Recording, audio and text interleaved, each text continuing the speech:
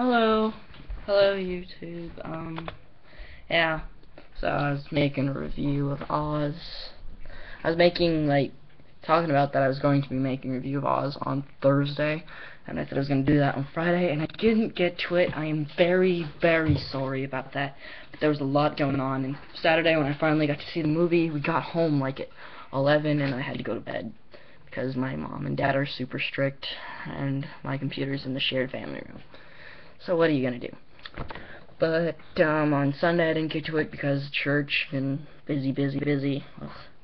But here I finally am making my review. Sorry, it's Monday, and yeah. So I guess I'll just get right into it. Things that I liked about Oz. Okay. I liked how we have character. I like how Sam Raimi filmed the movie. The shift from black and white to color. I'm sure everybody's seen Oz, like The Wizard of Oz from 1939, MGM production, which oddly MGM I found out is now owned by Warner Brothers. So I suppose that is going to be a big factor in the making of Oz movies, because they own the Oz movie from 1939, so it's a big deal. But yes, yeah, I liked how Sam Raimi went from black and white to color. He went from small box of a screen to big screen. I liked how he did that. And I liked how he had characters from the real world, or I suppose the real world, our world, Kansas, you know. I liked how he had characters from Kansas come into be characters in Oz, like with the 1939 film. It's probably, I'm gonna put up, if I haven't already, when you're watching this video you didn't see one, or I haven't got putting it up, right before I said anything, I guess there's gonna be an annotation, and I think I'll do one now, like an annotation or whatever, a box saying spoiler alert. So yeah, spoiler alerts, and you might want to click away if you haven't yet. Spoiler alerts. I recommend you watch the video. I don't know when. I just watch it, please. So I'll just give you a second to click away. Okay. Well, hello. Yes. So yeah, I liked what Sam Raimi did with directing style. I guess I'll go into things I don't like soon. I do want to say I think James Franco did a good job. I know personally, after watching that one Academy Awards where him and Anne Hathaway hosted, I was worried because he kind of looked like he was high, because his eyes were just kind of everywhere. I don't know, it might have just been my opinion, but I was kind of worried about him as an actor at the time. But he pretty much saved himself in my book. He's done great with this movie. I think he was excellent. I liked how he played the character. I really liked it. I really liked what James Franco did with it. I would have liked to see Robert Downey Jr. in the role personally, but he's probably busy filming Avengers, ironically, or Iron Man 3, which he should keep doing because he's excellent. So yeah, that's what I thought of James Franco. I mean, now that I've seen him in the role, there's only few actors I could ever think could actually do it better than he did. So thank you, James Franco, for saving my favorite Oz character ever, next to the Scarecrow. Yeah, I liked how we got to see the Cowardly Lion. Well, maybe it wasn't the Cowardly Lion. I'm sure you all were thinking that. Was that the Cowardly Lion? Wasn't it? I personally think it was. That's probably why the lion started acting like a cat, started feeling like a coward, because he got scared by just a normal guy with a bunch of powder. So I think that's a very interesting backstory for the lion. And I like how we sort of saw the guy who creates the Tin Man. He could have been that one tinker that we all thought was just cool from the beginning. He could have been that tinker. And yeah, I did like that. I liked it a lot. I liked the special effects. I liked the script, and I liked. I just liked the movie. I can safely say it's it's a fave of mine. Not like a big fave, but a fave. You know. So yeah. And now I guess I'll go into things I didn't exactly like about the movie. I didn't like how they I didn't like how we didn't how the scarecrows were just on pulleys and ropes and wheels and stuff. I would have liked them to magically come to life or something. You know, all I was thinking through watching those scarecrows being torn apart by the flying monkeys is, was that him? No, Scarecrow didn't get ripped apart. Was that no? Oh my gosh! Oh my gosh! Oh my gosh! Oh good, there's like 4 or 5 scarecrows I could choose from. Why can't he be the last of the scarecrows? They don't show him magically come to life. Why? Why? And I'm just a Scarecrow fan, so that might have just been why I was feeling that way. But yeah, they didn't exactly have any real obvious shout-outs to any characters besides the lion.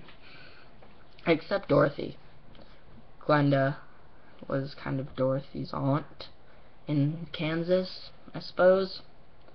Which, honestly, I liked that they did that. I don't know if I mentioned that, but I liked how they showed Dorothy's aunt in it. I liked how they mentioned Jonathan Gale. I think the only reason I did that it just kind of seemed like fan fiction to me.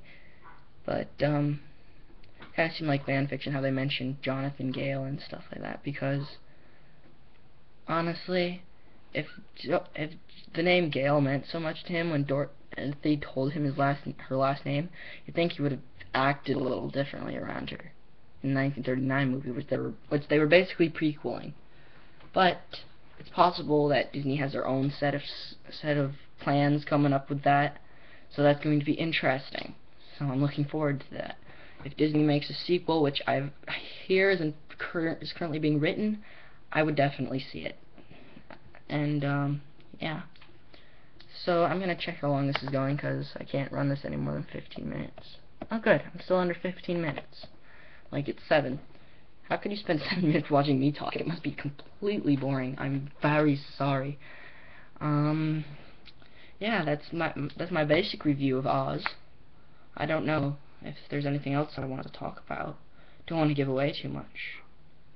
Okay, well, I'll just keep talking for like another 2 minutes or something.